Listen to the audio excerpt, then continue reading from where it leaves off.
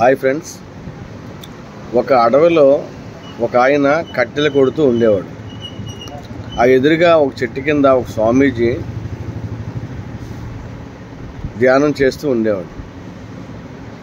అయితే ఈ వ్యక్తి ప్రతిరోజు వచ్చి కట్టెలు కొడుతూ వెళ్తూ ఉండేవాడు. ఒకరోజు స్వామీజీ ఆయన్ని పిలిచి, రోజు కట్టెలు కొడుతున్నావు ఎందుకు అని అడిగితే, మరి పూట గడవాలి కదా స్వామి అని చెప్తాడు.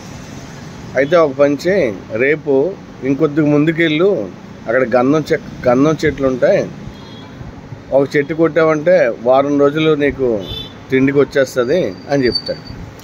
మరుసటి రోజు వెళ్దామా వద్దా, అడవంతా మాకు తెలుసు, మా తాత ముత్తాతలు అందరికీ అడవితో పరిచయం ఉంది, ఈ స్వామీజీ చెట్టు కింద కూర్చొని ఎలా చెప్తున్నాడు ముందుకెళ్ళి గంధం చెట్లు ఉంటాయని తనలో తాను అనుకుంటున్నాడు. అయితే చివరికి సరే చూద్దాం, ఏం పోయింది, ముందుకెళ్తే ఉన్నాయనుకో మంచిదే, లేకపోతే మళ్ళీ చెట్లే నరుక్కొని వెళ్దాం అని ముందుకు సాగుతాడు. కొంత దూరం వెళ్ళాక అక్కడ గంధం చెట్లు కనపడతాయి. అమ్మో స్వామి చెప్పింది కరెక్టే అని చెప్పేసి ఒక గంధం చెట్టు కొట్టేసి పట్టుకెళ్తాడు. వారం రోజులు హ్యాపీగా తిండికి సరిపోతుంది, అది అమ్మితే వచ్చిన నగదుతో. అయితే మళ్ళీ స్వామీజీ అడుగుతారు, ఇంకా గంధం చెట్లే కొడుతున్నావా, ఇంకా ముందుకు వెళ్ళు, వెండి భాండాగారం దొరుకుతుంది, అది తీసుకుంటే నీకు చాలా రోజులు నీ తిండికి సరిపోద్ది అని చెప్పగా స్వామీజీ మాటలు నమ్మి ఆ వ్యక్తి ఇంకా ముందుకు వెళ్తాడు. అక్కడ వెండి భాండాగారం కనపడుతుంది. అక్కడి నుంచి కొంత వెండిని తీసుకొని వెళ్తాడు.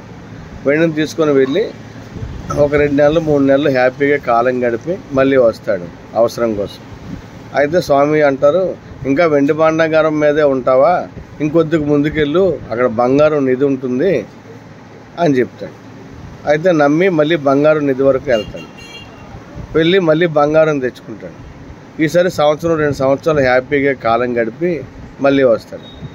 ఇంకా బంగారం మీదే ఉన్నావా, ఇంకొద్దిగా ముందుకెళ్ళు, వజ్రాలు గని ఉంటుంది అని చెప్తాడు. వజ్రాలు గనికి వెళ్తే నీకు చాలా ఐశ్వర్యవంతుడు అవుతావు, చాలా హ్యాపీగా బతుకుతావు అని చెప్తాడు. సరే అని చెప్పేసి వజ్రాల గని దగ్గరికి వెళ్తాడు. బోల్డ్ వజ్రాలు నిక్షేపాలు ఉంటాయి అక్కడ. అప్పుడు కొన్ని వజ్రాలు తీసుకొని వెళ్ళిపోతాడు. వెళ్ళి బాగా సంపాదించి మంచి మేడ కట్టుకొని, మంచి దుస్తులు ఏర్పాటు చేసుకొని, మంచి తిండి సమకూర్చుకొని విలాసంగా హుందాగా గడుపుతాడు. అయితే ఒకసారి స్వామిని కలుసుకొని వద్దాం అని చెప్పేసి అడవిలోకి వస్తాడు. స్వామి దగ్గరికి వస్తాడు. ఎలా ఉన్నావు అని స్వామి అడుగుతాడు ఆయన్ని. నేను బాగానే ఉన్నాను మీ దయ వల్ల అని చెప్తాడు. అయితే ఎప్పుడు నేనే చెప్పాలా ముందుకెళ్ళు అని, ఇంకా ముందుకెళ్ళు అని చెప్తాడు. ఆ వజ్రాల కంటే ఇంకా విలువైనది ఏముంటుంది స్వామి, ఇంకా ముందుకెళ్ళమని చెప్తున్నారు అని ఈయన అంటాడు. ఈ కట్టెలు కొట్టే వ్యక్తి అడుగుతాడు. అయితే వజ్రాలు గనికంటే ముందు నేను ఉన్నాను, నువ్వు నన్ను చూడలేదా అని అడుగుతాడు. రోజు చూస్తున్నాను కదా అని అంటాడు. మరి ఏం తెలుసుకున్నావు అని అంటాడు. అప్పుడు వెంటనే స్వామి పాదాల మీద పడి, నిజమే స్వామి, కట్టెలు, శ్రీగంధం మొక్కలు, వెండి, బంగారం, వజ్రాలు ఇవన్నీ మీరే చెప్పారు, మీరు అవన్నీ తీసుకోవట్లేదు అంటే అంతకంటే విలువైంది మీ దగ్గర ఏదో ఉంది అని అంటాడు కట్టెలు కొట్టే వ్యక్తి. అయితే అప్పుడు స్వామి అంటారు, వాటన్నిటికంటే గొప్పది ధ్యానం, ఆ ధ్యానం నా దగ్గర ఉంది, అందుకే నేను ఎక్కడికి వెళ్ళటం లేదు అని చెప్తాడు. మరి ధ్యానం చేయడం నాకు రాదు కదా స్వామి అని కట్టెలు కొట్టేవాడు చెప్తాడు. ధ్యానం చేయడం అలవాటు చేసుకుంటే నీకు ఇంక దేని మీదకి మనసు వెళ్ళదు.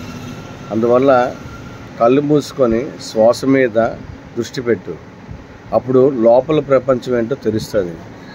లోపల ఎన్నో జరుగుతాయి, ఎన్నో కనపడుతుంటాయి, దేన్ని పట్టుకోకు. ఒకవేళ భగవంతుడు కనపడినా పట్టుకోకు, నువ్వు శూన్యంలోకి వెళ్ళిపోవాలి. నువ్వు దేన్ని పట్టుకోకుండా అలా లోతుగా వెళ్ళిపోవాలి. దానికి చాలా ధైర్యం కావాలి.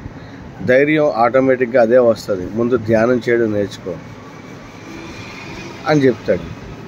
అప్పుడు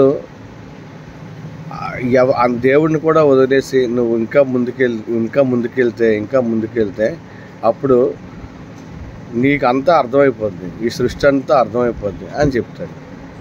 అప్పుడు ఇతనికి కట్టెలు కొట్టేవాడు కళ్ళు తెరుచుకొని స్వామి పాదాల అంత కూర్చొని ఇక నుంచి నాకేమీ వద్దు, మీతోనే ఉంటాను స్వామి అని అంటాడు. Thank you.